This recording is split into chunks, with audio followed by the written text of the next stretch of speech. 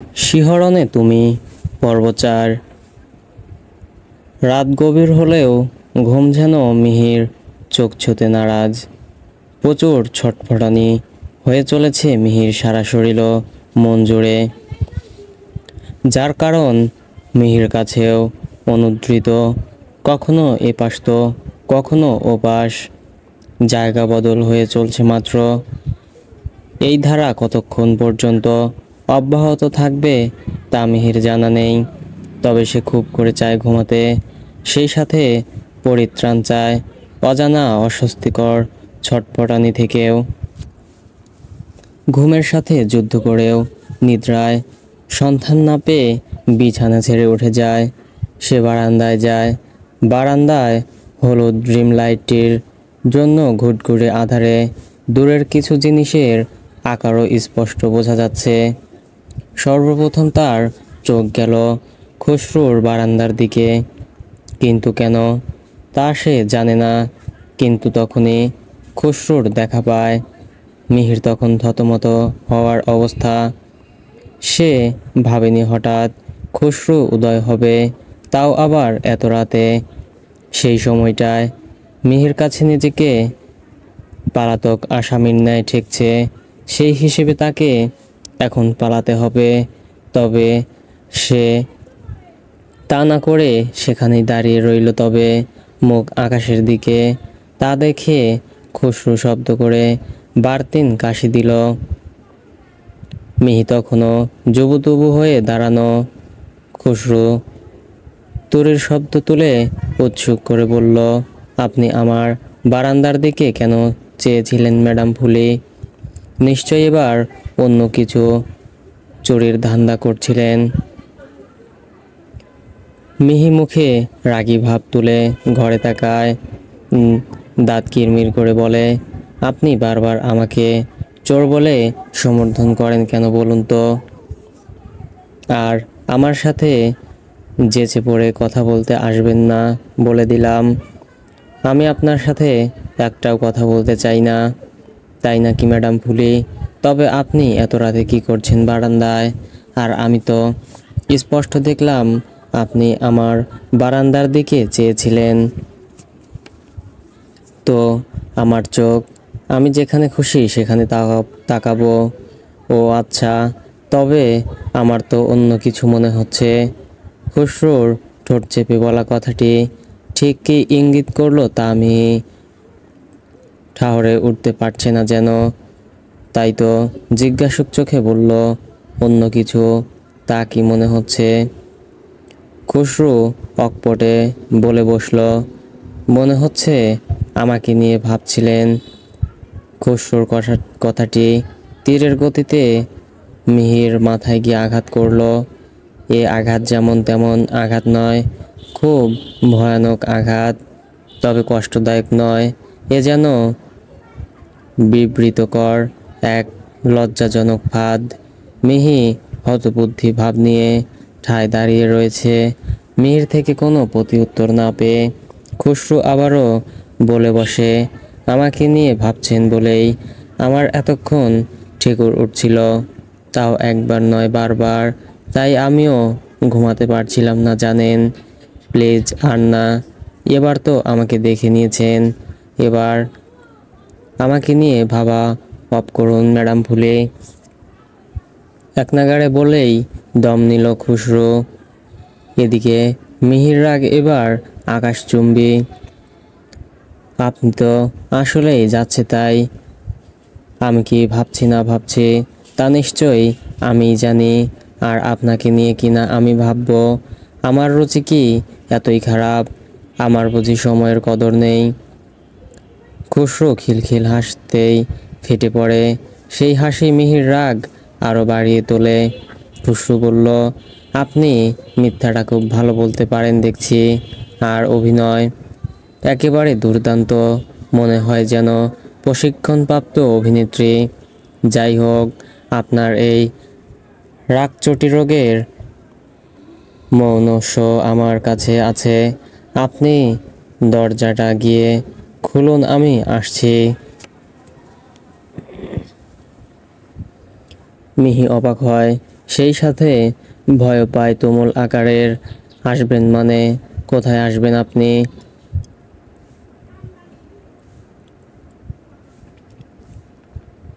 আপনার কাছে আসব। আমি যতক্ষণ আপনার কাছে থাকব ততক্ষণ আপনার রাগ কন্ট্রোলে থাকবে আর আপনার স্বাস্থ্য ভালো থাকবে। জানেন না অতিরিক্ত রাগ স্বাস্থ্যের জন্য মারাত্মক ক্ষতিকর। আশ্চর্য, বলা কওয়া নেই। একটা অবিবাহিত মেয়ের কাছে মাঝরাতে চলে আসবেন? মাথা কি গেছে আপনার? খসরু কৌতুক করে বলল, মাথা শাহী সালামত আছে। এই যে আমার মাথা ঠিক জায়গাতেই আছে, দেখুন ভালো করে। উফ, আপনি সত্যিই আমাকে বড্ড বেশি জ্বালান। এই কয়টা দিন আমাকে শুকনো তেজপাতা করে ছেড়েছেন, আর নিতে পারছি না আপনাকে। আর 7টা দিন আছি কেবল, যেতে পারলেই বাঁচি। ততদিন ক্ষমা দিয়েন আমাকে। মিহি অতিষ্ঠ হয়ে শেষে হাত জোড় করল। সাথে সাথে খসরু বলে উঠল, আপনি এটা কি করছেন? হাত জোড় করছেন কেন? আপনি কত ভালো একটা কাজ করলেন আজ, আমার কত বড় উপকারটাই না করলেন, আর আপনি কি না হাত জোড় করছেন?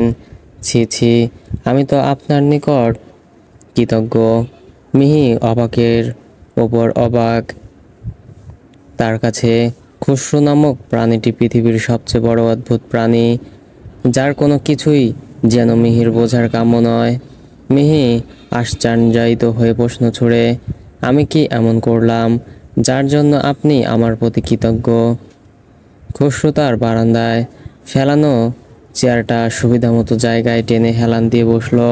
মুখের ওপর বিস্তৃত হাসিটি অক্ষুণ্ণ রেখে বলল, আমি বিস্তারিতভাবে বলি।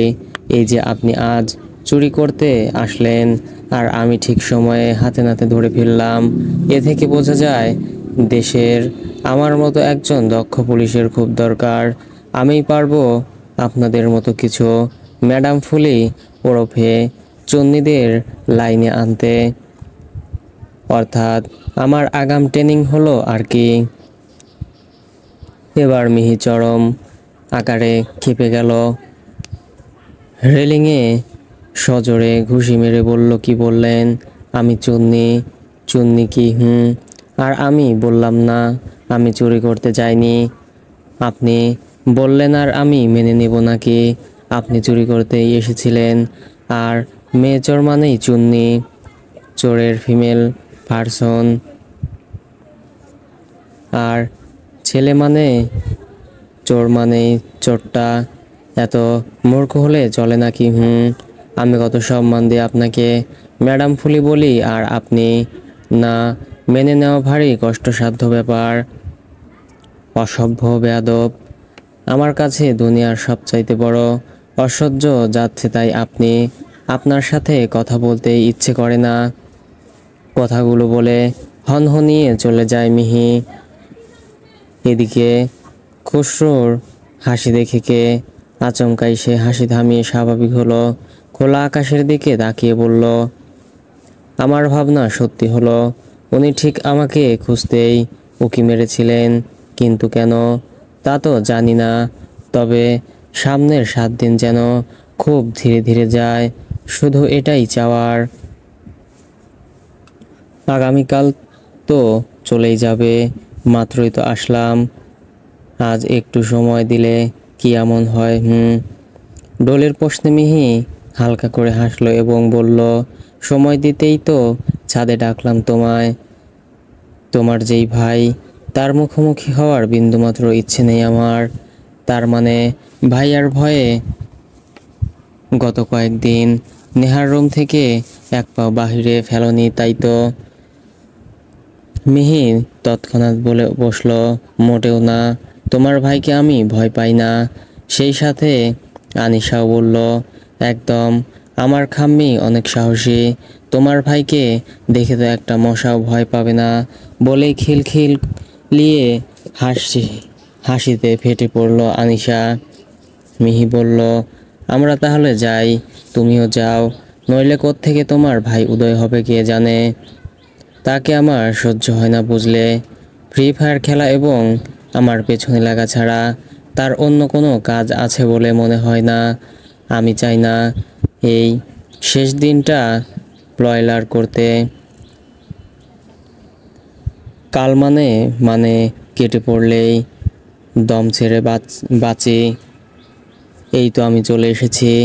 হাত নাচাতে নাচাতে মিহির সামনে এসে দাঁড়ালো খুসরো। তার মুখে সেই আগের হাসির টান, যেই হাসির দেখা কেবল মিহির সামনে এলেই মিলে। মিহির কপালসহ চোখেও অস্বাভাবিক মাত্রায় কুঁচকে এলো। সে আনিশার হাত ধরে দাঁতে দাঁত খিচিয়ে বলল, চল আনিশা। খুসরো তখন উচ্চস্বরে হেসে ওঠে। ডলির উদ্দেশ্য বলে, জানিস ডলি, আমি না 100 বছর বাঁচব। কিভাবে ভাইয়া? প্রশ্ন করল ডলি। এই যে ম্যাডাম ফুলি যখনই আমাকে মনে করে আমি তখনই প্রকট হয়ে যাই সেই সুবাদে। তবে একটা জিনিস বুঝলাম না, উনি আমার ভয়ে লুকিয়ে কেন থাকে? মিহি কান খাড়া করে রেখে খুসরোর কথা শুনছিল। তা শুনে মিহির প্রচণ্ড রাগ হলো। সে বিস্ফোরিত চোখে খুসরোর দিকে তেড়ে যায়। আপনি বারবার এই কথা কেন বলেন বলুন তো? আমি আপনাকে কেন ভয় পাব? আপনি কি মোস্ট ওয়ার্ল্ডেন ক্রিমিনাল নাকি প্রাণঘাতী ভাইরাস, কোনটা? মিহি যখনই রেগে মেগে কিছু বলে তখন তার নাকের দুপাশ ক্ষণে ক্ষণে ফুলে ওঠে, সেই সাথে নাকের ডগা হয় লাল। আর এটাই যেন খুসরোর নিকট আকর্ষণের মূল কারণ। সুযোগ পেলেই খুসরো সেই দৃশ্য দেখতে ব্যতিব্যস্ত হয়ে পড়ে এক ধ্যানে। খুসরোর হলদল না দেখে মিহি শক্ত গলায় আবারও বলল, ও হ্যালো, কোন দুনিয়ায় হারালেন? বলুন, আপনার কেন মনে হয় আমি আপনার ভয়ে আপনার থেকে পালাই? খুসরো বাঁকা হাসি দিল, তর্জনী আঙুল গোল গোল ঘুরিয়ে বলল, আপনার মুখেই তো স্পষ্ট ফুটে ওঠে বুঝলেন। তারপরেও আমি সর্বদাই বিস্তারিতভাবে বলতে স্বচ্ছন্দ বোধ করি। আপনি তো দেখলেন সব ক্ষেত্রে আপনি হেরে যাচ্ছেন। আমাকে হারানোর জন্য আপনার ঘুম ঘাম শান্তি খোয়ালেন, তবুও লাভ হলো না। প্রতিবার শেষ হাসি আমি হাসলাম আর আপনি পেলেন বুড়ো আঙ্গুল। হারতে হারতে আপনার মনে ভয় ঢুকে গিয়েছে আর আপনি বুঝে গিয়েছেন যাই করুন না কেন আমার সাথে পেরে উঠবেন না। এই জন্যই আমার থেকে পালাচ্ছেন। আপনি কিন্তু অতিরিক্ত এবং অগ্রিম কথা বলেন। আমি কিন্তু এক চুলও ভয় পাই না আপনাকে। আমি কেনই বা ভয় পাবো আপনাকে? আপনি যেই কারণটা দাঁড় করালেন তা সম্পূর্ণ ভুল। আপনি কিন্তু অহেতুক ব্লেম দিচ্ছেন। খুসরো কৌতুককর ভঙ্গিতে প্রশ্ন ছড়ে, তাই নাকি? তাহলে আপনি আমাকে ভয় পান না? না পাই না, সোজা সাপটা বলে দিল মিহি। তাহলে প্রমাণ দিন ম্যাডাম ফুলি। আমি প্রমাণ ছাড়া মানছি না। যদি প্রমাণ দিতে পারেন তাহলে বুঝবো আপনি সত্যি বলছেন। মিহি এবার থতমত খাওয়ার অবস্থা। মিহি যে খুসরোর ভয়ে পালাতো সেটা সে ভালো করেই জানে, তবে আত্মসম্মান বোধের জন্য তা প্রকাশ করতে নারাজ। মিহি বেশ সাহসিকতার সঙ্গে বলে দিল, হ্যাঁ তাই দেব, আমি প্রমাণ দেব। বলুন কি করতে হবে আমায়। আমি রাজি, তবে উল্টোপাল্টা কিছু হলে আমি সেটায় সায় মেলাবো না বলে রাখলাম। ডলি পরিস্থিতি খারাপ দেখে খুসরো আর মিহির মাঝে গিয়ে দাঁড়ায়। তোমরা কি শুরু করেছো বলো তো? তোমরা কি আনিশা শাস্তে চাচ্ছ নাকি? থামো বলছি। মিহি বলল, কোনো থামাথামি নেই। তোমার ভাই প্রমাণ চায়, আমি প্রমাণ দিয়ে যাব। আমি প্রমাণ না দিয়ে এখান থেকে নড়ছি না। কি পেয়েছে উনি? যা ইচ্ছে তাই বলে আমাকে। আমি আর সহ্য করব না। তোমার ভাইকে জিজ্ঞেস করো আমাকে প্রমাণ দিতে হলে কি করতে হবে।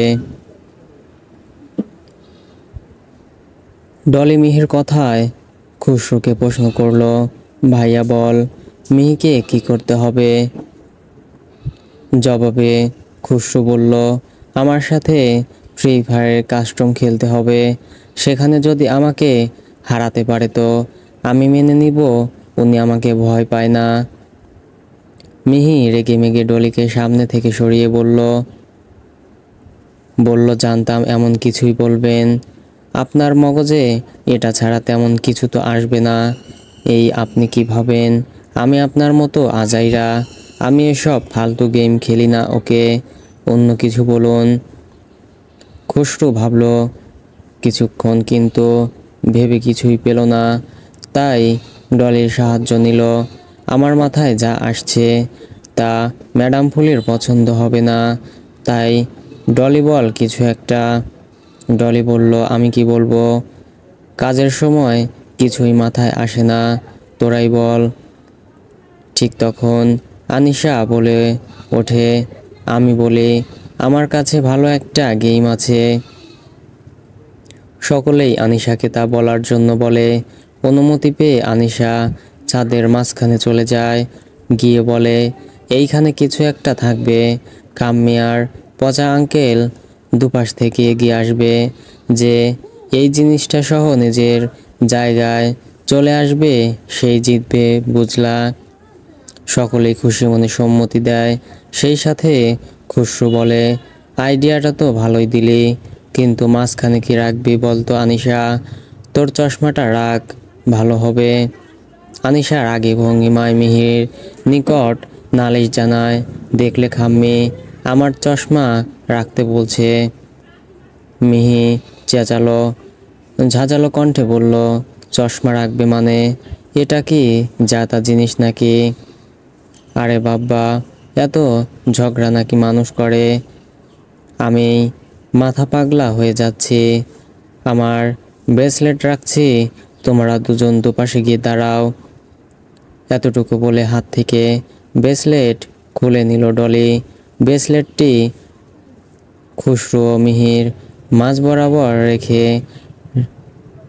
রেডি, গেট সেট বলে গো বলতেই খুসরু আর মিহি দুজনেই ব্রেসলেট আনতে অগ্রসর হলো। খুসরু আর মিহি দুজনেই এলোমেলো পা ফেলে এক একবার ব্রেসলেটের দিকে তাকাচ্ছে, তো এক একবার একে অপরের দিকে। কিছুক্ষণ এই ধারা অব্যাহত থাকে। আনিশা খাম্মি বলে চিল্লাচ্ছে, আর ডলি একবার, খুসরু তো একবার। মিহি দুজনকেই উৎসাহ দিচ্ছে। দুজনেই সুযোগের আশায় ওত পেতে তুখোড় দৃষ্টি নিক্ষেপ করে আছে। কিছু সময় পর খুসরু যখন একটু ঝুঁকে পড়ে, ঠিক সেই সময়টায় মিহি এক চোখ মেরে খুসরুকে তবদা খাইয়ে দিল। খুসরু হলো ফিজড। সেই সুযোগে মিহি ব্রেসলেট হাতে তুলে দৌড়। খুসরু যখন হুঁশে ফেরে তখন সে আর মিহির নাগাল পেল না। মিহি জিততে পেরে খুশিতে হাওয়ায় উড়ার উপক্রম। এতদিনের ইচ্ছে আজ গিয়ে পূরণ হলো তার। মিহির হাত পা সকল বিধি নিষেধ ভুলে তাদের স্ব-ইচ্ছেতেই লাফাচ্ছে যেন। খুসরু প্রথমে হাসি হাসি মুখে মিহির কীর্তি উপলব্ধি করলেও যখন তাকে লজ্জায় বলে সমর্থন করা হয়, তখন গিয়ে খুসরুর টনক নড়ে।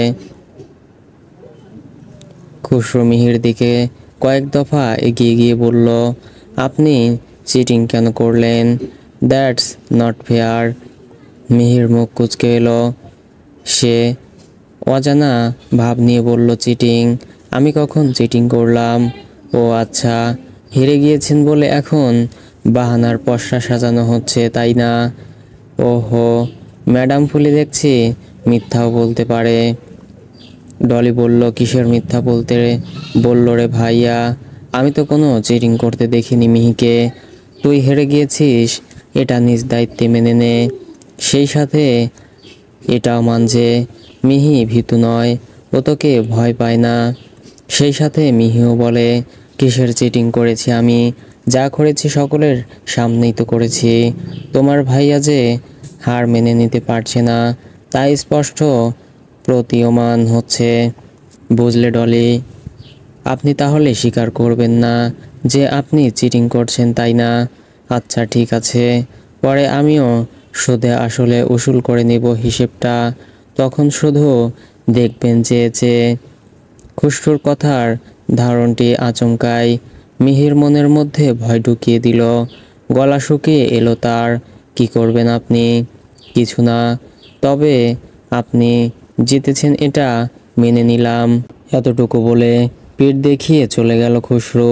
খুশরুর চলে গেল সাথে মিহির শান্তি লুটে বিজয়ের হাসি। উল্লাসের এক চিলতে ছিটে ফোটাও নেই মিহির হাব ভাসে। সে চিন্তিত মুখশ্রী নিয়ে এক প্রকার চেয়ে রইল নির্বিকার চিত্তে। সন্ধ্যা গড়িয়ে রাতের কোলে ঢলে পড়ছে পৃথিবী। চারিদিকের পিনপতন নীরবতার মধ্যে সিলিং ফ্যানের শব্দটাই কানে বাজছে মিহির। আনিশা নিজে গিয়েছে বন্ধুদের সাথে খেলতে। নেহা মহুয়ার কাজে হাত লাগাচ্ছে কিচেনে। মিহি তখন একা। মিহি বসে বসে ঝিমাচ্ছে। হাতে তার লাল মলাটের বই। বইয়ের পাতা একা একাই উল্টে যাচ্ছে ক্ষণে ক্ষণে। বারতিন দরজায় করাঘাত পড়ে। তবে মিহি টের পায় না যখন মিহিকে তার সবচেয়ে অপছন্দের নামটি ধরে ডাকা হয়। তখন গিয়ে মিহির মাথা সোজা হয়ে আসে। মিহি ভাবে হয়তো ভুল শুনছে। পর মুহূর্তে আবারও সেই ডাক, ম্যাডাম ফুলি। ভেতরে আসি। মিহি বুঝলো সে ভুল শোনেনি। খুশরুই ডাক ছেড়েছে। মিহি বিরক্ত মুখে বলে দিল, একদমই না, উল্টো দিকে ঘুরুন। খুশরু শুনল না। সে যে অবাধ্য নাছোড়বান্দা। মানা করার পরেও মিহির সামনে গিয়ে হাজির হয়। বলে ধন্যবাদ ভেতরে আসার পারমিশন দেওয়ার জন্য। মিহি না চাইলেও মুখ তার অস্বাভাবিক মাত্রায় হা হয়ে আসে। গলার তেজ তুলে বলে, স্ট্রেঞ্জ, আমি আপনাকে তাড়িয়ে দিয়েছি, ভেতরে আসতে বলিনি ওকে। খুশরু ভাবলেশীনভাবে জবাব দিল, তো আমার কি? আমি শুনেছি আসুন, ভেতরে আসুন। এখন আমি যা শুনবো তাই তো বলবো নাকি? আপনি মিথ্যা কিভাবে বলছেন? তাও আবার এত বড় মিথ্যে? আপনার থেকেই শেখা। আপনিও বলুন কি করছেন। এক্ষুনি চলে যান এখান থেকে। আমি কিন্তু আজকের রাতটায় আছি এখানে। তাই আমি চাই না আপনার সাথে মুখ চালাতে, কারণ আপনি একটা যাচ্ছে তাই। খুশরু তাচ্ছিল্য করে হাসলো। বলল, আমি তো আগে থেকে বলে রেখেছিলাম সুদে আসলে উসুল করব আজকের হিসেব। আমি একজন ব্যবসায়ীর ছেলে, সেই সুবাদে পাওয়া আদায় করা আমার রক্তে মিশে আছে। আপনি এখন আমার পাওনা বুঝিয়ে দিন। কিসের পাওনা? আমি কি নিয়েছি আপনার? মিহির মুখে ভয়ের ভাবটা বেশ গাঢ়ভাবে পরিলক্ষিত। খুশরু চাহনিতে নরম ভাব আনল। কণ্ঠে মাদক মিশিয়ে বলে বসে, আপনি যখন রাগীভাবে থাকেন তখন মনে হয় আপনি কড়া করে ঝাল দেওয়া ঝালমুড়ি, যার স্বাদ নিয়ে দেখতে ইচ্ছে করে আমাকে ঝাল ধরে কিনা। আর যখন ড্যাব ড্যাব করে তাকিয়ে থাকেন তখন ইচ্ছে হয় আপনার চোখের পাপড়ি হই, কারণ আমার যে খুঁজতে ইচ্ছে হয় ওই মায়াভরা চাহনির কারণ। আবার যখন ভয়ে মিয়ে যান তখন আপনাকে কেমন লাগে জানেন? আপনাকে একদম কাক ভেজা গোলাপের ন্যায় ঠোঁটে। যা ছুঁয়ে না দেওয়া মস্ত এক অপরাধ। ইচ্ছে করে ছুঁয়ে দেই, কিন্তু কোনো অধিকারে তা ভেবে পাই না। জানেন, আমি আজ ইচ্ছে করেই হেরে যেতাম, কারণ আমি গত 15 দিনে একবারও আপনার প্রাণখোলা হাসি দেখিনি। যা দেখার লিশপা ছিল। তো ভাবলাম আজ দেখেই নেওয়া যাক। আপনি যখন হাসছিলেন তখন মনে হচ্ছিল আকাশ থেকে তারা খসে পড়ছে, আর আমি তা পলকহীন চোখে দেখছি। তা মূল্যবান জিনিস কি সবার ভাগ্যে জোটে নাকি?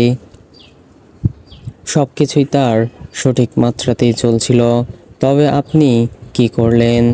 আগুনে ঘি, এটা কি ঠিক করেছেন আপনি? আমি বলবো ঠিক করেননি। আপনি কি জানেন, কারণে অকারণে আমি আপনাকে ভেবে হাসি, আপনার চিন্তায় সুন্দর ঘুম হয়।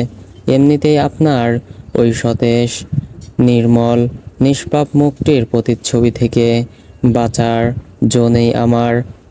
তার উপর আপনার ওই চোখ মারার দৃশ্যটি আজ যতবারই ইমেজিন করেছি, ঠিক ততবারই বুকের ধুকপুকানির শব্দে দিশেহারা হয়েছি, মনোরাপন্ন হয়েছি, ঘায়েল হয়েছি বারংবার।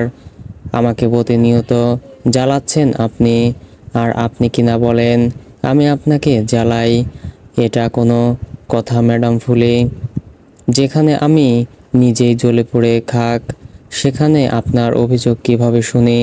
সেসব এখন ক্লোজ। আপনি বলুন, এর শাস্তিস্বরূপ আপনাকে আমার কি করা উচিত? আমার করণীয়টা যদি বলে দিতেন তাহলে আপনাকে কাল হাসতে হাসতে বিদায় জানাবো। বলুন ম্যাডাম ফুলি। খসরুর এসব বেপরোয়া কথার ধারা মিহি তার নারীসুলভ সংবেদন থেকে বেশ কিছুটা আন্দাজ করতে পারল যে খসরু কি বলতে চাচ্ছে। তবে মিহি তা মানতে নারাজ। মিহি কথা ঘুরিয়ে বলল, আমি দুঃখিত, আমার কিছু জরুরি কাজ আছে। আপনি চলে গেলে ভালো হতো। চলে যাব। আপনি আমাকে সহ্য করতে পারেন না জানি, সেই সাথে এত জানি যে আপনি আমাকে নিয়ে ভাবেন। শুধু ভাবেন না, যথেষ্ট ভাবেন। তবে আপনি তা নিজের বিরুদ্ধে গিয়ে অস্বীকার করতে ব্যস্ত হয়ে পড়েন, ফলে দিক খুঁজে পান না। তবে আপনি আমাকে নিয়ে আরও ভাববেন, আপনার অবসরে খুঁজবেন আমায়। মিহি বিতৃষ্ণা প্রকাশ করে বলল, কি যা তা বলছেন আপনি? প্লিজ চলে যান, আমার ভালো লাগছে না। আমি আপনার ভাবনা হব না ম্যাডাম ফুলি, অলরেডি হয়ে গিয়েছি। শুধু আপনি এর কারণ বোঝার প্রতীক্ষায়। শেষে একটাই কথা বলবো, আপনি আবার আসবেন, আমার বিশ্বাস। খসরু রুম ছেড়ে বের হবে, তখন নেহার মুখে পড়ে।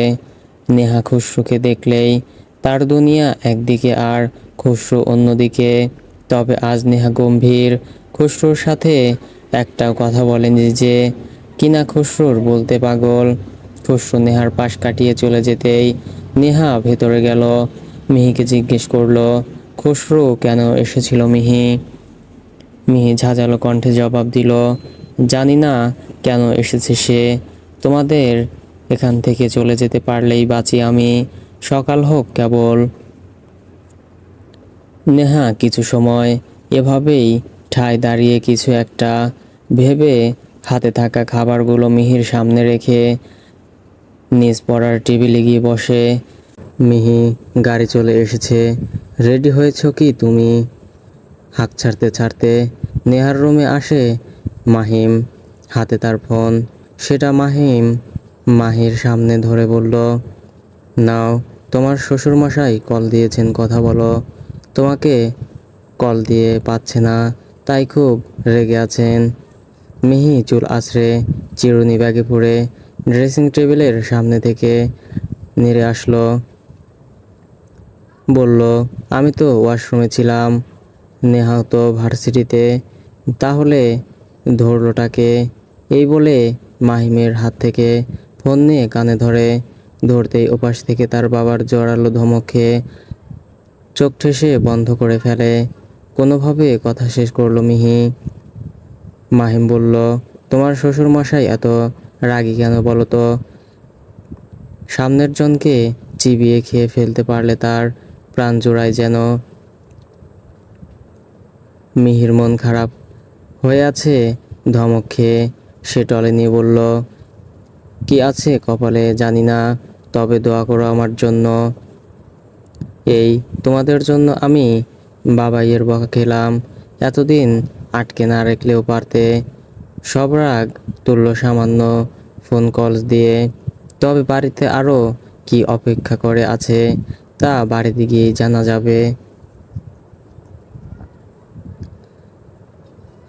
মাহিম হাসতে হাসতে বলল, আমি নিজেও আমার শ্বশুর মশাইকে ভয় পেয়ে চলি। গিয়ে দেখো রাগ কমাতে পারো কিনা। ওনার তো আবার রাগ চটা রোগ রয়েছে। সকলের থেকে বিদায় নিয়ে গাড়িতে উঠে মিহি সকলের মাঝে খুশরুকে খুঁজল, তবে পেল না। খুশরুকে খোঁজার কারণ মিহি জানে না। মনটা আরও খারাপ হয় মিহির। হঠাৎ মিহির চোখ গেল বাহিরের লুকিং আয়নায়। খুশরুর মলিন মুখে ভেসে আসে তাতে। মন চাইল বের হবে, কিন্তু চাওয়াটাকে পূর্ণতা দিল না সে। মিহি গাড়ি স্টার্ট দেওয়ার অনুমতি জানিয়ে পুনরায় লুকিং গ্লাসের দিকে তাকায়।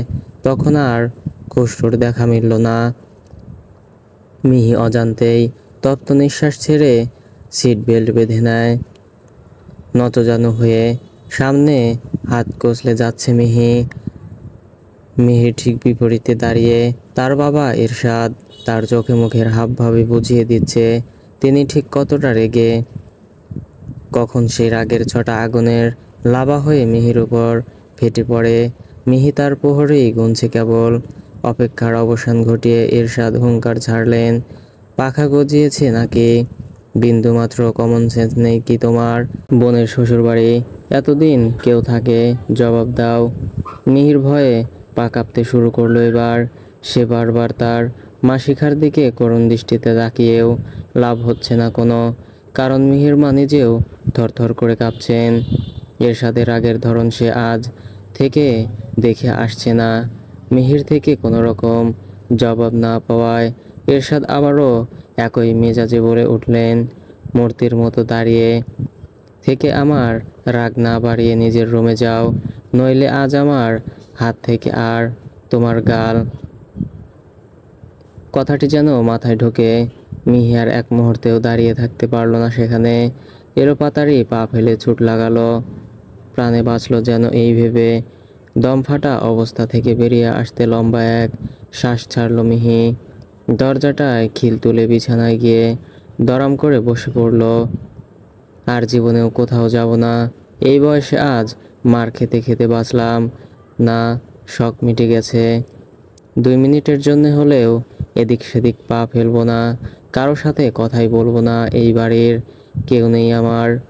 কথাগুলো এক নাগাড়ে বলে অভিমানের পসরা সাজিয়ে শটান হয়ে শুয়ে পড়ে মিহি। ফ্রেশ হতে চেয়েছিল, তবে কিছু মন খারাপের কারণ জাপটে ধরায় সিদ্ধান্ত পাল্টে নিল।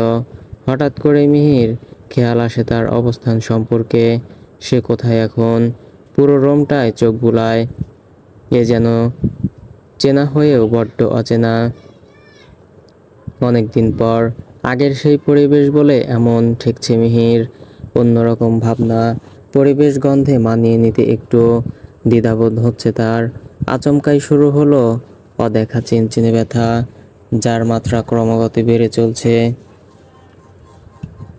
মিহি বুকের ওপর বাঁ পাশটায় হাত রাখলো। আবিষ্ট মনে বলল, কি হারিয়েছি আমি? এতটা শূন্য কেন লাগছে নিজেকে? বারবার মনে হচ্ছে আমি কিছু একটা ফেলে এসেছি। আমি কি গুরুত্বপূর্ণ কিছু রেখে আসলাম নাকি? আমার বুকস।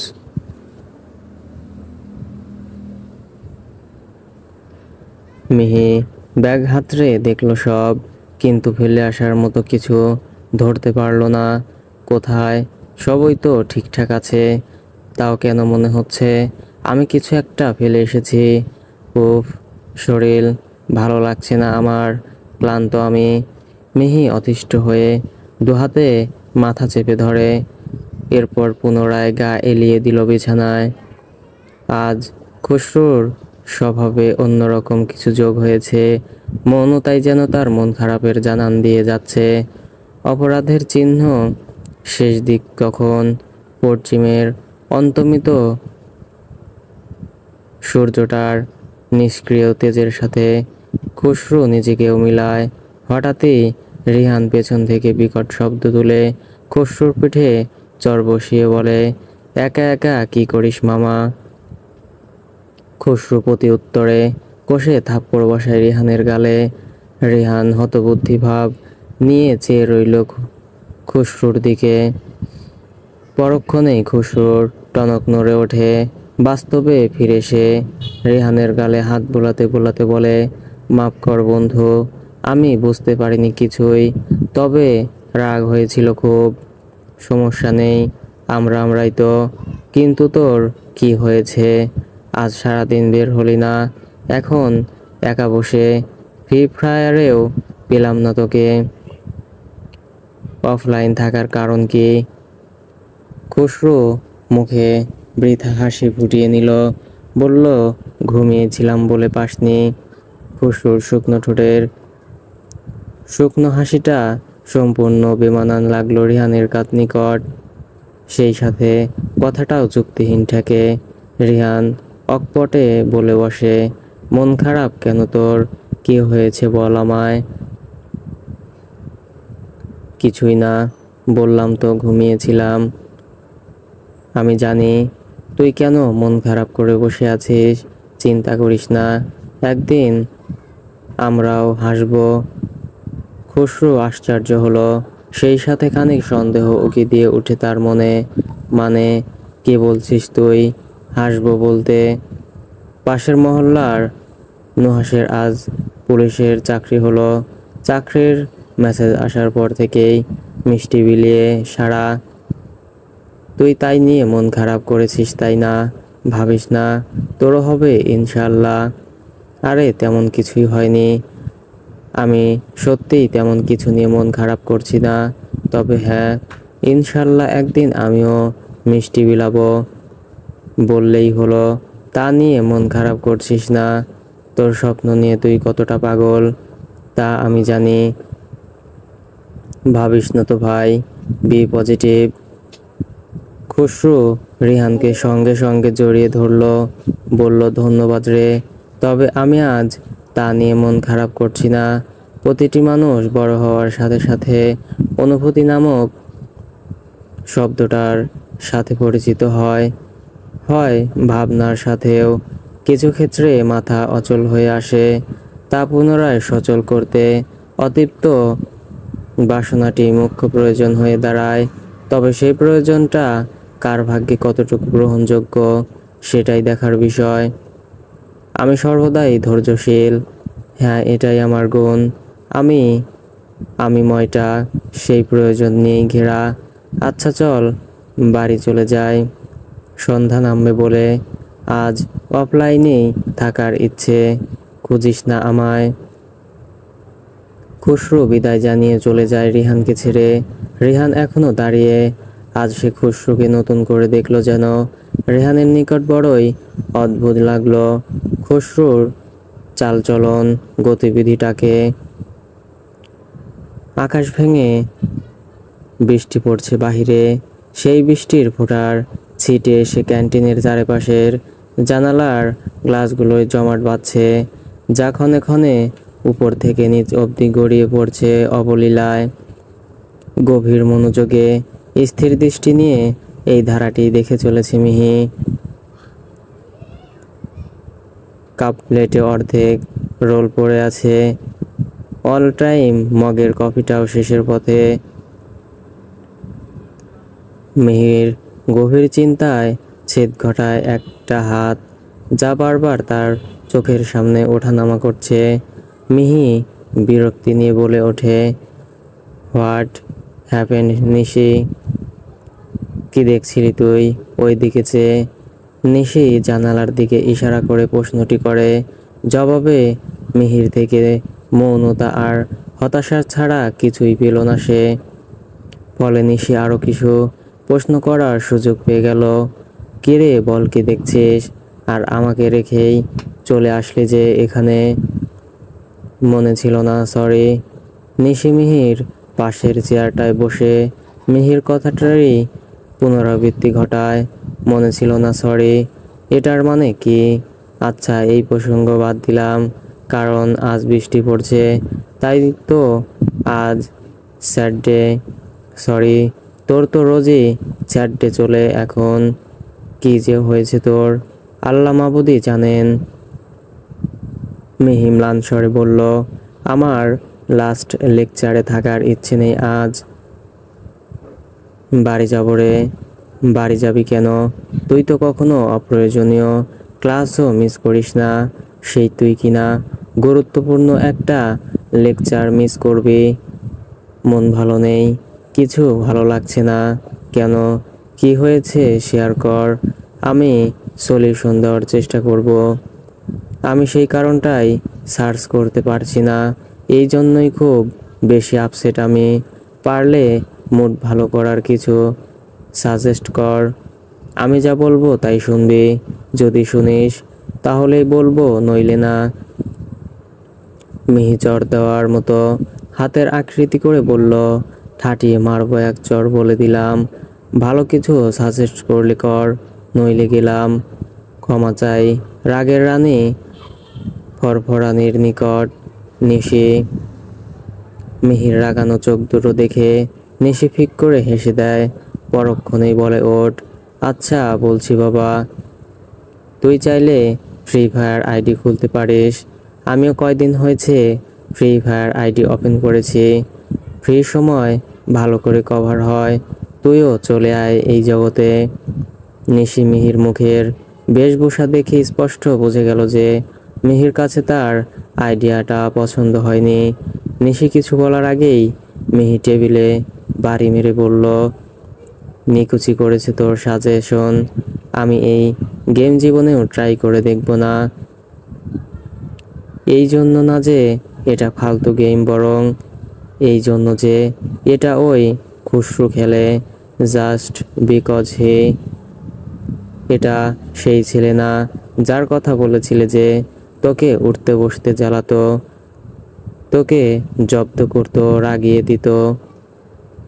মিহি তৎক্ষণাৎ চেয়ার ছাড়লো, হ্যান্ডব্যাগটা কাঁধে ঝুলিয়ে বেরিয়ে আসলো নিশির কথা উপেক্ষা করে। 1 সপ্তাহ কেটে গেল, তবুও যেন খুসরু তার মন মানসিকতার পরিবর্তন আনতে পারল না। প্রতিটি দিন, প্রতিটি রাত কেবল একটাই আশা নিয়ে কাটছে তার, আর সেটা হলো মিহি তাকে মনে করবে এবং তার সাথে কোনো না কোনোভাবে যোগাযোগ করার চেষ্টা করবে। তবে তেমন কিছুর খোঁজ পেল না খুসরু, ফলে নিজ থেকেই মিহির নাম্বার জোগাড় করে নেয়। কাজটা সে আগেই করত, তবে তার চাওয়া ছিল মিহি আগে কন্ট্যাক্ট করবে। তা যেহেতু হয়নি, সেহেতু নিজ থেকেই বাধ্য হলো কন্ট্যাক্ট করার। মিহি সবে দুপুরের দৈনন্দিন কাজ চুকিয়ে বিছানায় বসলো ঘুম দেবে বলে। ঠিক তখনই তার ফোন বেজে ওঠে। আগ্রহ নিয়ে স্ক্রিনে তাকিয়ে আশ্চর্য মিহি। এটা কার নাম্বার?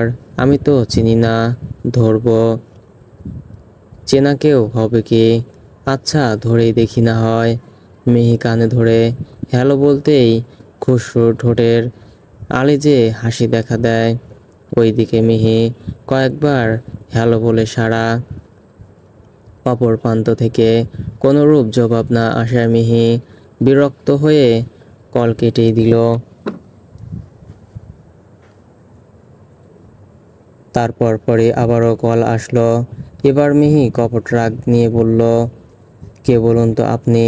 ফোন দিয়ে কথা বলেন না, টাকা কি বেশি হয়েছে নাকি? তাই হলে বিকাশ নাম্বার দিচ্ছি, টাকা পাঠিয়ে দেন। তাই নাকি ম্যাডাম ফুলি? খুসরুর কণ্ঠ চিনতে সামান্য পরিমাণ কষ্ট হলো না মিহির। নিমিষেই শ্বাসরুদ্ধকর অবস্থা চারিপাশ থেকে মুড়িয়ে দিল মিহিকে। ভাবেনি খুসরু তাকে কল দেবে। মিহি আমতা আমতা করে বলে বসে, আমার কাছে? কি করতে ফোন দিলেন আপনি? আপনি তো মনে করবেন না, তাই আমি মনে করানোর জন্য সাহস দেখালাম একটু। কেমন আছেন? আমি আলহামদুলিল্লাহ ভালো আছি। আমি কি জিজ্ঞেস করেছি আপনি কেমন আছেন? আজব। খুসরুর মন চাঙ্গা হয়ে এলো মিহির দাঁত কিরমির করা কথা শুনে। এটাই যেন সে চেয়েছিল। আমার শরীর ভালো ঠিক, তবে আমার মন ভালো নেই জানেন ম্যাডাম ফুলি। জানবেন কি করে? আপনি তো জেনেও না জানার ভান ধরে থাকেন, এড়িয়ে যান নিজের মনকে। আচ্ছা, একটা সত্যি কথা বলুন তো, আপনি কি আমাকে মিস করেননি? মন খারাপ হয়নি কি আমাকে ভেবে? মিহি প্রতিবার খসরুর এই রূপটা থেকে পালিয়ে বাঁচতে চায়। অস্বস্তি ও অস্থিরতা সমানতালে গ্রাস করে মিহির মনকে, টাল হারিয়ে ফেলে অজান্তেই। এখনো একই অবস্থা দিয়ে যাচ্ছে সে, জামার এক কোণ চেপে ধরে রেখেছে। খসরুর শব্দ তোলা হাসি কানে যেতেই থতমত খাওয়ার মতো অবস্থা হলো মিহির। খসরু রসিকতা ভাবে বলল, আপনার চুপ করে থাকাই বলে দিচ্ছে আপনি আমাকে সত্যিই মিস করেছেন। তবে এখন বাহানা খুঁজতে ব্যস্ত আপনি। আচ্ছা, সমস্যা নেই, আমার জবাব আমি পেয়ে গিয়েছি, আর এটাই যথেষ্ট। আমি জানতাম আপনি ভালো থাকবেন না। কি করে থাকবেন? আপনার তো মন তো আমার কাছে ফেলে গিয়েছেন। শেষের কথাটা মিহির শ্বাস প্রশ্বাস বন্ধ করে ফেলল যেন। মিহি কোনো উপায় না পেয়ে চটজলদি কল কেটে দিল, সেই সাথে ফোন সুইচ অফ করে ফেলল। খসরুর অদ্ভুত সব কথাগুলো থেকে রেহাই পাওয়ার জন্য মিহির নিকট বৃষ্টির দিনটি সবচেয়ে বিভীষিকাময় দিন মনে হয়। এই দিনে তার সাথে কিছুই ভালো ঘটে না। বৃষ্টি মানেই যেন কাল, এটাই সে ভেবে এসেছিল খসরুর সাথে ফোনালাপের আগ অব্দি। তবে বর্তমান যেন ভিন্ন কিছু ইশারা করছে। বর্তমানে এই বৃষ্টি মহলটাই সবচেয়ে সেরা। অনুভূতির জাগরণ তুলছে মিহির মস্তিষ্ক জুড়ে। জানালা সামান্য খুলে রাখা, মাহিরের হিমশীতল বাতাসের সঙ্গে বৃষ্টির ঝোঁকা উড়ে এসে মিহির হাত ভিজিয়ে দিচ্ছে। হঠাৎ মিহির খেয়াল হলো ফোনটা অন করে দেখি, তদানুরূপ করেই ছাড়ে। সাথে সাথে জমে থাকা মেসেজ ভান্ডার জাগ বেঁধে বিরতিহীন হামলা বসায় মিহির ফোনে। তন্মধ্যে দুটো সিম কোম্পানি ছাড়া সবগুলোই খসরুর পাঠানো। মিহি আশ্চর্যে বিস্মিত, বিলম্ব না করে পড়া শুরু করে দেয়। প্রায় সব মেসেজই অপ্রয়োজনীয় ঠেকে। একই কথা, একই প্রশ্ন, তা হলো ম্যাডাম ফুলি, ফোন অফ কেন আপনার? একটু অন করুন না। এই একই ধরনের বার্তা পড়ে মিহির মেজাজ যখন তুঙ্গে, ঠিক তখন ভিন্ন ধাঁচের একটা মেসেজ চোখে ভাসল তার। প্রেমিক হিসেবে না পারলেন, অন্তত শত্রু হিসেবেই কথা বলেন না হয়। একবার, দুইবার, তিনবার, এমনভাবে না জানি কতবার মনোযোগ সহ মেসেজটা পড়ল মিহি। গভীর চাহনি ও চিন্তা ভাবনা লাগিয়ে শুনতে পেল খসরুর অতৃপ্ত আত্মার কান্না। এতটা অধৈর্য ও ছটফট করলে মানুষ এমনভাবে বলতে পারে তা আন্দাজ করছে মিহি। ভাবতেই মাথা লাগা খারাপ লাগা কাজ করলো মিহির মনে। আর কিছু না ভেবে নিজ থেকেই খসরুকে কল লাগায়। ঠিক করে একবার রিং বাজার আগেই রিসিভ হয়ে যায়। মিহি গুরুতরভাবে আশ্চর্য হয় তাতে। খসরু কি তবে ফোন হাতে নিয়েই বসেছিল? এই চিন্তাটা মাথায় আসতেই অপর প্রান্ত থেকে খসরুর কথা কানে বাজল মিহির। আগে কত বৃষ্টি যে দেখেছি শ্রাবণে, জাগেনি তো এত আশা, ভালোবাসা এ মনে। গানের লাইনগুলো আপনার সাথে মিশে গিয়েছে, তাই না ম্যাডাম ফুলি? মিহি বরাবরই খসরুর কথার থতমত খেয়ে এসেছে। এবারও তার ব্যতিক্রম ঘটেনি। এই আপনি যাচ্ছে তাই বলা কবে থামাবেন বলুন তো? ভালো হন, এখনো বলছি। আপনার জায়গায় অন্য কেউ হলে ভালো হয়েই থাকতাম, তবে আপনার বেলায় হতে ইচ্ছে করে না। এমন কেন বলুন তো ম্যাডাম ফুলি? জানি না আমি। আপনি অতিরিক্ত মেসেজ দিয়ে আমার ফোন হ্যাং বানিয়ে ফেলেছেন, সেই সাথে আমার মাথাটাও। মিহির কথায় বিরক্তি ভাবটা বেশ ছিল, রাগ সাথে রাগটাও স্পষ্ট। খসরু বিষ মাখানো শব্দে বলে বসে, ইস, আপনার রাগী মুখটার সামনে ভেসে উঠল। তবে বাস্তবের অনুভূতির কাছে ভাবনার অনুভূতি তুচ্ছ। আপনার শূন্যতা ভাবাচ্ছে আমাকে। কি করে বলে দিন না। উফ, চরম অসহ্য আপনি। একেবারেই নেওয়া অসম্ভব। কি দরকার আমার কাছে আপনার? স্পষ্ট করে বলুন, কি চান আমার থেকে? খসরু বার দুই গলা খাকারি দিয়ে বলল, বেশি কিছু না, তবে আপনি আগুন আমি পানি, চলুন দুজনের মধ্যে ভাব আনি। Stop it. হেয়ালি কথা ছাড়া ভালো কিছু বলতে পারেন না, সব সময় ঘুরিয়ে পেঁচিয়ে কেন বলেন? ওহো, তার মানে আপনি আমার থেকে সরাসরি শুনতে চান। অর্থাৎ আপনি চাচ্ছেন আমি মেইন পয়েন্টে আসি। ক ক কি যা তা বলছেন? আমি কি তাই বোঝাতে চাইলাম নাকি? সেটা আপনার তোতলানো ভাষাই প্রমাণ দিয়ে দিল যে আপনি তাই চাচ্ছেন। জানেন না, চোরের মন পুলিশ পুলিশ করে। আপনি আসলে একটা অসভ্য, অসহ্য আর যাচ্ছে তাই। আপনাকে ইচ্ছে করে নখ দিয়ে আঁচড় কেটে দেই, আপনার চুল টেনে ছিঁড়ে ন্যাড়া করে দিতে ইচ্ছে করে, আপনার মুখ ভালো মানের গ্লু দিয়ে আটকে দিতে ইচ্ছে করে, যাতে উল্টাপাল্টা কিছু বলতে না পারেন। আর কিছু ম্যাডাম ফুলি, শুনতে ভালো লাগছে সত্যি। আপনি বলতেই থাকুন নন স্টপ। মিহি প্রচণ্ড রকম ক্ষেপে উঠল, ঝাঁঝালো গলায় বলল, চুপ করুন। নেক্সট টাইম আর কল অথবা অহেতুক মেসেজ দিয়ে বিরক্ত করবেন না আমায়। আমি জাস্ট নিতে পারি না আপনাকে। এত ঢিল আপনি কি বলবো? তাই নাকি ম্যাডাম ফুলি? আর একবার যদি ম্যাডাম ফুলি বলে ডেকেছেন তো আপনাকে দেখে নেব আমি। কি পেয়েছেন আমাকে? উফ, আমি পাগল হয়ে যাব। এটা ভুলেও বলবেন না। আপনি আর যাই হন না কেন, পাগল হইয়েন না। কারণ পাগল হতে হলে রাগ ভুলে হাসি শিখতে হয়, যা আপনার দ্বারা সম্ভব না। আপনি তো বদরাগী স্বভাবের মেয়ে। আপনি পাগল হলে প্রকৃত পাগল লজ্জা পেয়ে পাগলামি থেকে পদত্যাগ করবে। আরে আপনাকে দেখে তো পাগলরা নাক ঝামটি দিবে, বলবে কারা কারা যে পাগলের দলে নাম লেখাতে আসে। তাছাড়া পাগল হওয়া কি এতই সোজা? এর জন্য ট্যালেন্ট লাগে, ট্যালেন্ট, যা আপনার মধ্যে তো দেখলাম না। খসরু মিহির দীর্ঘ নিঃশ্বাসের শব্দ শুনতে পাচ্ছে, তার সাথেও টের পাচ্ছে যে মিহির রাগ এখন সাত আসমানেরও ওভারটেক করে ফেলেছে। আচমকাই খসরুর কানে মিহির জোরালো কণ্ঠ আঘাত করল, আপনাকে হাতের কাছে পেলে খুন করে দিতাম আমি। আমি তো তাই চাই ম্যাডাম ফুলি। আমি চাই আপনার হাতে মরতে। আমি যেভাবে পালিয়ে বেরিয়ে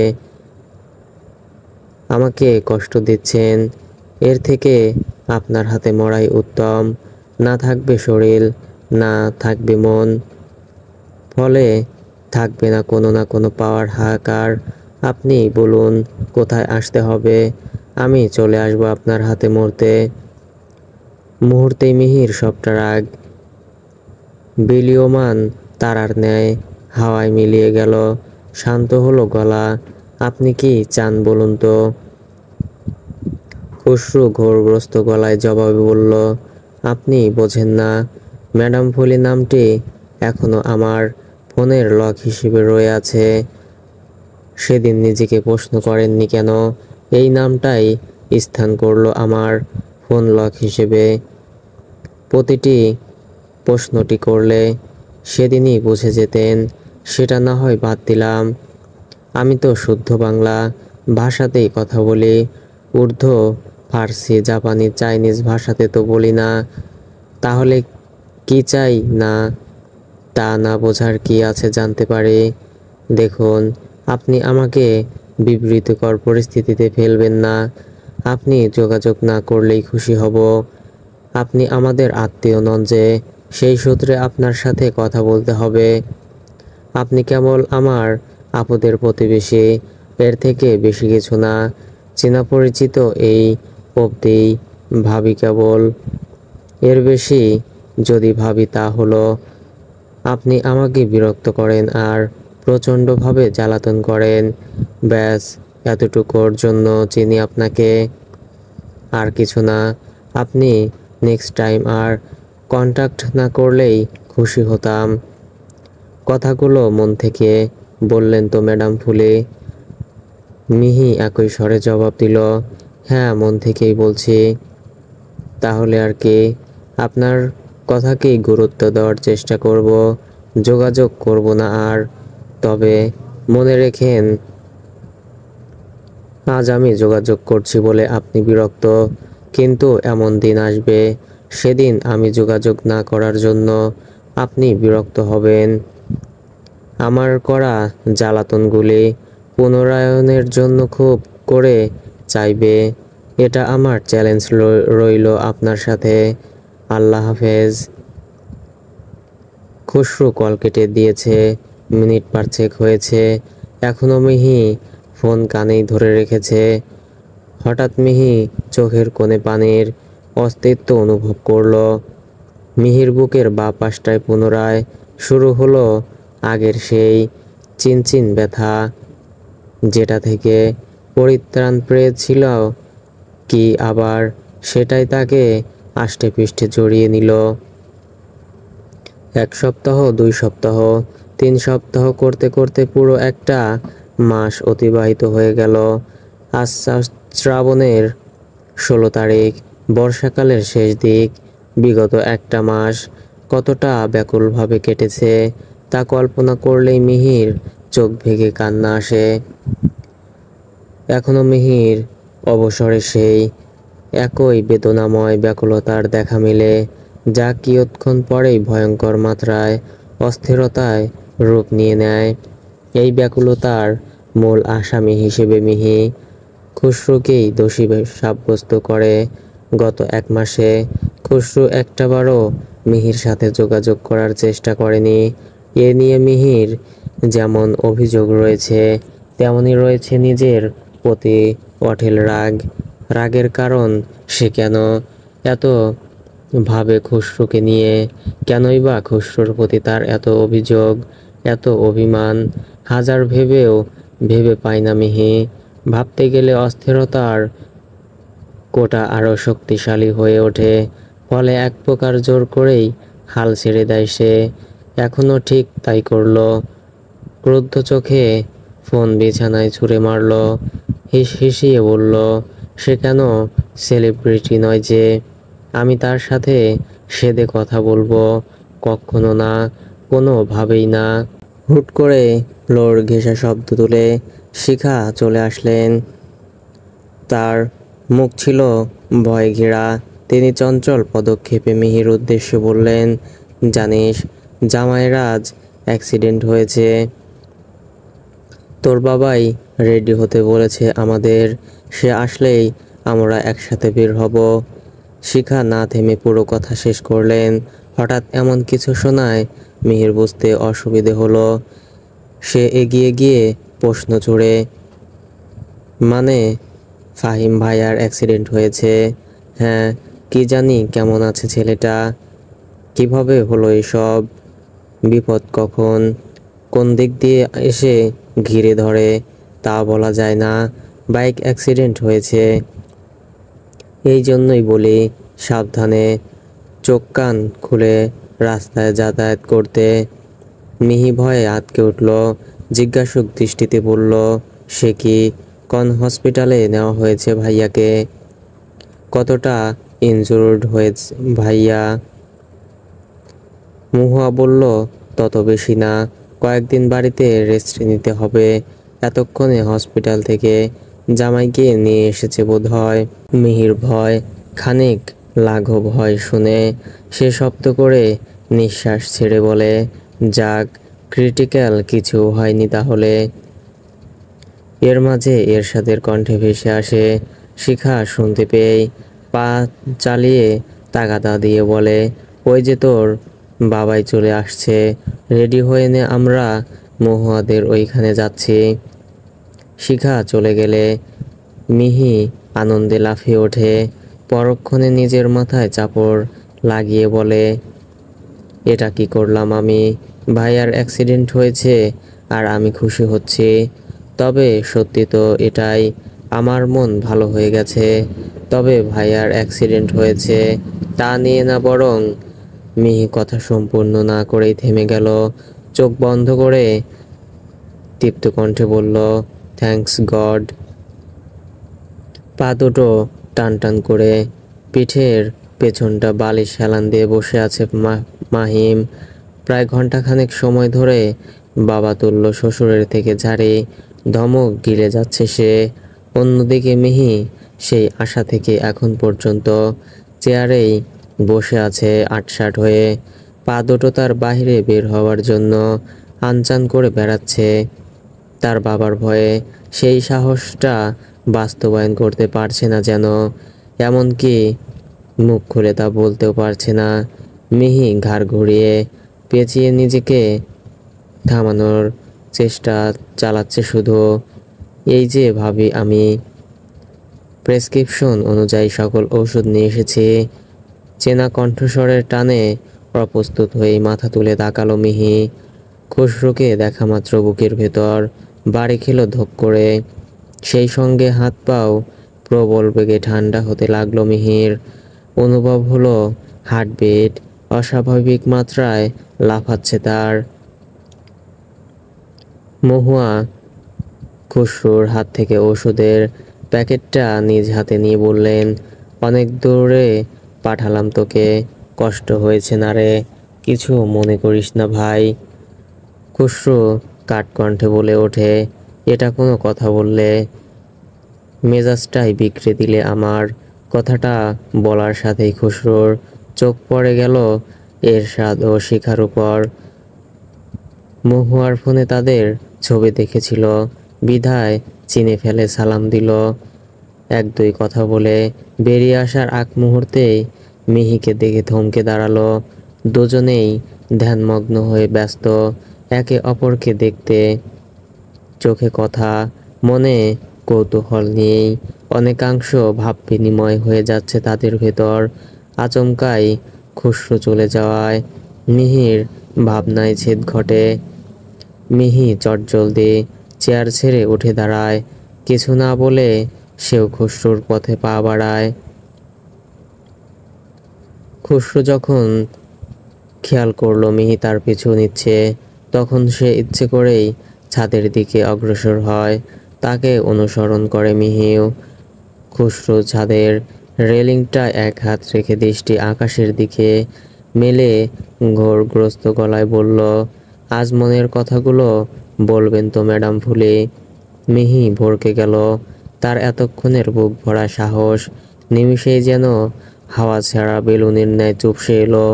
সে হন্তদন্ত পায়ে পেছন ফিরে চলে যেতে নিলে খুশরুর ডাক পড়ে, এইভাবে আর কতদিন পালাবেন? তবে একটা কথা, আজ পালালে আর চান্স নেই, একেবারে হারাবেন আমায়। মিহির পা স্থির হয় খুশরুর অমন কথায়। কিছুক্ষণ ওইভাবেই ঠায় দাঁড়িয়ে রইল মিহি। চারিদিকে পিনপতন নীরবতায় মৃদু বাতাসের শব্দ বেশ ভালো মতো কানে ভাসছে। মিহির ওড়নার নিচের অংশটুকু বেসামাল হয়ে উড়ছে সেই বাতাসের তোড়ে। সেই মুহূর্তে কেউ কিছুই বলল না। কিছুক্ষণ পর মিহি নাক টানতেই মিহির চাপা কান্নার আঁচ পেয়ে যায় খুশরু। সে বিলম্ব না করে মিহির সামনে যেতে মিহি মাথা কিঞ্চিত ঝুঁকিয়ে এক হাত ধারা মুখ ঢেকে রেখেছে, যা দেখে খুশরুর মনে পুষে রাখা অভিমানের কালো মেঘটুকু যেন হাওয়ায় বিলীন হয়ে যায়। সে কঠোরতার সুরে বলে, আপনি কাঁদছেন ম্যাডাম ফুলি, আপনার কান্না করা টোটালি নিষিদ্ধ। তবে যদি কান্না করেনি তাহলে একটু জোরে জোরে কাঁদবেন। আসলে আমার দেখতে ইচ্ছে হচ্ছে আপনি ভ্যাবা করে কাঁদলে আপনার ঠিক কেমন দেখায়। নিশ্চয়ই আপনাকে বিনা মেঘেই বাজ লাগবে। চট করেই মুখ থেকে হাত সরিয়ে নেয় মিহি। উগ্র স্বরে খুশরুর বুকে কিল মারতে মারতে বলে, আপনি সত্যিই আস্ত একটা যাচ্ছে তাই। অসহ্য। বিনা মেঘেই বাজ মানে কি? আমি জোরে জোরে কাঁদলে সবাই ভয় পাবে নাকি যে এই কথা বললেন? যত সব বাজে কথা আপনার থেকেই উদয় হয়। আমি বাজে কথা না বললে আপনার সেই রাগী মুখটা কি আর দেখতে পেতাম বলুন? সেই রাগী মুখ, যে মুখ দেখে আমি ঘায়েল হয়েছিলাম, সেই রাগী মুখ, যে মুখ একটু একটু করে আপনি নামক এক গন্তব্যে পৌঁছে দিয়েছে। আর সবচেয়ে বড় বিষয়, আপনার মতো রাগচটা মেয়ের প্রতি ঝুঁকি নেওয়ার মতো ক্ষমতা জুচিয়েছে আপনার এই রাগী মুখ। সব ক্রেডিট আপনার এই রাগী স্বভাবেই যায়। বুঝলেন ম্যাডাম ফুলি? কি ছাই বুঝবো আমি বলুন তো? আপনি ঠিকভাবে কিছু বলছেন না। কিছু মানুষ হয় না তাদের সামনে সহজ সরল পথ চোখে আঙ্গুল দিয়ে দেখিয়ে দিলেও তারা ওই আঁকাবাঁকা রাস্তা দিয়েই হাঁটে। আপনি ঠিক অমনি সোজা সাপটা বলা আপনার কাম্য নয় বুঝলাম। আপনি ইনিয়ে বিনিয়ে ঘুরিয়ে বাঁকিয়ে বলেন যে কোনো কিছু, কিন্তু কেন? মূল কথাটা কি বলা যায় না? নির্ঘাত আপনার মানসিক সমস্যা রয়েছে, নইলে এতগুলো দিন একটা মেয়ের পেছনে লেগে তার কথা দিনরাত 24টা ঘন্টা ভেবেও তাকে নিজের মনের কথা সহিশুদ্ধতাভাবে বলতে পারছেন না। আপনি সরুন তো সামনে থেকে। আপনি মানেই আমার মেজাজ খারাপের অন্যতম কারণ। আমি পেরেছি, হ্যাঁ আমি সত্যিই আপনাকে জ্বালাতে পেরেছি। শান্তিতে ঘুমাতে দেইনি আপনাকে, অনেক বেশি উত্ত্যক্ত করতে পেরেছি।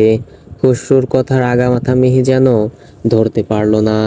তাই তো তার চোখে মুখে বিস্ময়কর ব্যাপারটা ফুটে রয়েছে। খুশরু বুকে হাত রেখে বলল, এভাবে তাকিয়ে দিলেন তো মারাত্মক লেভেলের ক্রাশ খাইয়ে। মিহির ভ্রুদয় কুঁচকে এলো। সে বলল, ধুরো, বাজে কথা ছেড়ে আপনি কি বোঝালেন তাই বলুন। কিসের জ্বালানো উত্ত্যক্ত? ওই যে আপনার অবসর হতে চেয়েছিলাম, বলেছিলাম অবসরে আমায় খুঁজবেন আপনি, তেমনটা পেরেছি। আমি চাইতাম আপনি নিজ থেকে আমার কাছে ধরা দেবেন, দেখুন তাই দিয়েছেন। আমি কিন্তু আমার পেছন পেছন আসতে বলিনি আপনাকে, আপনি স্ব ইচ্ছেতেই এসেছেন। এখন বলুন সব মিথ্যে, সব বাজে কথা বলুন ম্যাডাম ফুলি। মিহি চোখ নামিয়ে নিল, অস্থির হলো মন ও শরীর। সে জড়তা নিয়ে বলল, আমি এখন যাই। বাবাই নিশ্চয়ই আমাকে না পেয়ে রাগ দেখাচ্ছেন। যাবেনই তো? আপনি কি আমার বউ লাগেন নাকি যে ধরে রাখার সামর্থ্য আমার থাকবে? খুশরুর কথাটা মিহির শির দ্বারায় পাশটায় হিমশীতল করা বাতাস বইয়ে দিল। তার ভেতরটা কেমন যেন মিইয়ে যায়। খুশরু মিহির কিছুটা কাছাকাছি চলে আসে, ঘোর মেশানো কণ্ঠে চিকন করে বলে, সত্যি সত্যি বউ হলে মন্দ হবে না। শ্বশুরকে গিয়ে বলি আপনার মেয়েকে টাইট দেওয়ার জন্যে হলেও আমার হাতে তুলে দেন। সুযোগ যেহেতু আছে, গিয়ে বলে আসি। খুশরু যেতে নেবে, অমনি মিহি খুশরুর হাত ধরে বলে, পাগল নাকি? বাবাই আমার গর্দান নিয়ে নেবে, সাথে আপনারও। খুশরু ঠোঁট কামড়ে দুষ্টু হাসি সমেত বলল, তার মানে আপনি আমার বউ হতে চান? সেটা কথা না, কথা হচ্ছে আমার বাবাই আপনার মতো বেকার ছেলের হাতে আমায় তুলে দেবে না। তাকে প্রস্তাব দিলে রাজি হওয়া তো দূরে থাক, জীবনেও আপনাকে এই বাড়ির আশেপাশেও ঘেঁষতে দেবেন না। আপনি তাকে চেনেন না, খুব বেশি স্ট্রং সে। সে যাই হোক, বউকে হাত করতে পেরেছি, শ্বশুরকেও পারবো। তবে এটা ঠিক, আমি তো বেকার। কোন মুখে বলবো বলুন তো? কোন মুখে বলবেন? বলতে কিসের জন্য? আর কে আপনার বউ?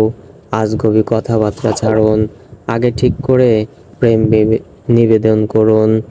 আমি এখনো হ্যাঁ বলিনি ওকে, আর আপনিও সেভাবে পারমিশন চাননি। So good bye. করিনি তো কি হয়েছে, এখন করে নিচ্ছি।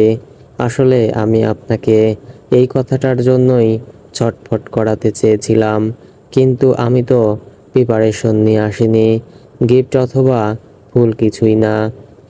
আচ্ছা, আপনার কি কি ফুল পছন্দ বলবেন কি? মিহি প্রথমে মৌন আপত্তি জানায়, তারপর বলে, কিছুই চাই না আমার। এটা আবার কেমন? আচ্ছা, আমি নিজ থেকে নিয়ে এসে প্রপোজ করব না হয়। আপনি একটু ওয়েট করুন, আমি আসছি কিছুক্ষণের মধ্যে। তবে দামি কিছু এখন দিতে পারবো না, কারণ বাবার হোটেলে থাকি তো। একদমই না। তবে আপনি যেদিন পুলিশের ড্রেস পরে আমার সামনে আসবেন, ওই দিন যা ইচ্ছে দিয়েন, আমি না করব না। তবে এখন শুধু প্রপোজটাই ঠিক করে করুন, কোনো রকম হেয়ালি ছাড়া। একদম সোজা কয়েকটা কথা বলুন, তাহলেই হবে। তবে সাধারণের মধ্যে অসাধারণ কিছু ঘটিয়ে সেটা কেমন করে তা সম্পূর্ণই আপনার দায়িত্ব, আমি বলে দেব না। সেই সময় খসরু কৌতূহল নিয়ে জিজ্ঞেস করলো, সাধারণের মধ্যে অসাধারণ আবার কি? বললাম না আমি বলে দেব না, তবে প্রপোজ যেন অত্যন্ত সাদামাটা ভাবে হয়, ন্যাচারাল হবে, তবে মনে দাগ কাটার মতো। উপহার হিসেবে পরিমাণযোগ্য কিছু নয়, তবে তার মূল্য যেন হয় আকাশচুম্বী। তাহলেই আমি ভেবে দেখব, কিন্তু তার জন্য আমাকে একটু সময় দিতে হবে, ভাবতে হবে আমায়। ভাবুন। ভাবার জন্য সময় দিলাম আমি তো।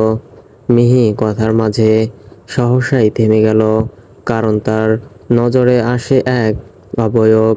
ছাদের দরজার কাছ থেকে কেউ ওদের কথা শুনছে। মিহি ভালো করে দেখে তা বোঝার চেষ্টা করছে। অন্যদিকে মিহির মাঝপথে থেমে যাওয়ার খসরু জিজ্ঞেস করে, আমি তো কি ম্যাডাম ফুলি? মিহি তখন তাড়া দিল, কথা হবে কলে, এখন আমি গেলাম, আপনি ভাবতে থাকুন কথাগুলো বলে আর এক মুহূর্ত না দাঁড়িয়ে চলে গেল মিহি।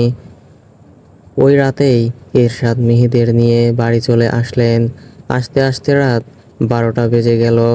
মিহির ফোনে চার্জ ডাউন বলে চার্জে লাগিয়ে শুয়ে পড়ে। খসরুর খেয়াল আসতেই মিহির সকল ক্লান্তি নিমিষে নিরুদ্দেশ হলো। ঠোঁটের আলিজে বিরাজ হলো প্রাণ খোলা হাসি। গড়াগড়ি খেলো বিছানায় এপাশ থেকে ওপাশ। খসরুর সাথে কাটানো কিছু মুহূর্ত কথা মনে আসতেই লজ্জায় মুখ ঢেকে নিল। হাত সরিয়ে বলল, কতটা স্ক্লাব এই ছেলে, ভালোবাসে এটা বলে দিলেই তো হয়ে যায়। এত কথা ঘুরিয়ে কি যে পায় বুঝলাম না। সোজা কথা পেঁচানো কেবলই এর দ্বারাই সম্ভব। কিন্তু এই ছায়াটা কার ছিল? আড়াল থেকে কে শুনছিল আমাদের কথা? আসার সময় তো কাউকে দেখিনি। তাহলে নিশ্চয়ই আমার চলে যাবার কথাতেই সে পালিয়ে যায়। কে হতে পারে বুঝতে পারছি না। তবে ধরা পড়ে গেলে কিছু করার তো থাকবে না। পরেরটা পরে ভাবা যাবে, এখন ওসব ভেবে কাজ নেই আমার। কারণ ভালোবাসায় কিসের ভয় ভীতি? আমি তো কেবল ভালোই বেসেছি, খুন খারাপই তো আর করিনি। তাহলে হুট করেই মিহি থেমে গেল। পুনরায় লজ্জা জেগে ধরে তাকে। এ যেন সাংঘাতিক ধরনের লজ্জা, যার প্রকোপে নাকের ডগা লালচে হয়ে আসতে লাগে। সে কিছু একটা ভেবে হেসে ফেলল, পিঠের চুলগুলো সামনে এনে দোলা করল, নিজের মাথায় চড় মেরে বলল, কি ব্যাপার স্যাপার মিহি তোর? একদিন যে চোখের বালি ছিল, আজ সে চোখের মণি। এটা তো হওয়ার ছিল না। ডিরেকশন কিভাবে পাল্টালো শুনি? ধুরো, আমি এখন ঘুমাবো। ওকে, আর কিছু ভাববো না। যাচ্ছে তাইটাকে নিয়ে তো মোটেও না। সকালে বেশ তাড়াহুড়ায় ভার্সিটি চলে আসে মিহি। এর মাঝে ফোনটাও ফেলে আসে। ক্লাস শেষের দিকে ছুটি হবে হবে সময়। আজ লেকচার পাঠ্যক্রমের বিস্তারিত জানা হলো না তার। এর মহা কারণ মনোযোগী নেই তার। ভাবছে খসরু হয়তো রাত থেকে তাকে টেক্সট অথবা কল করেছে, অথবা করছেও না। এই ভাবনাটা শান্তি দিচ্ছে না কোনো ক্রমেই। সেই সাথে ফোন ফেলে আসার ব্যাপার তো আছেই। সব মিলিয়ে মুড অফ তার। সহসাই মিহির কানের কাছে নিশি চিৎকার দিয়ে বলে ওঠে, বাসায় যাবি না নাকি এখানেই থাকার প্ল্যান আজ?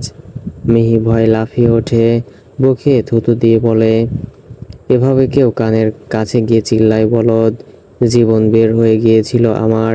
কানের পর্দা যদি ফেটে যেত তাহলে কে ঠিক করতো?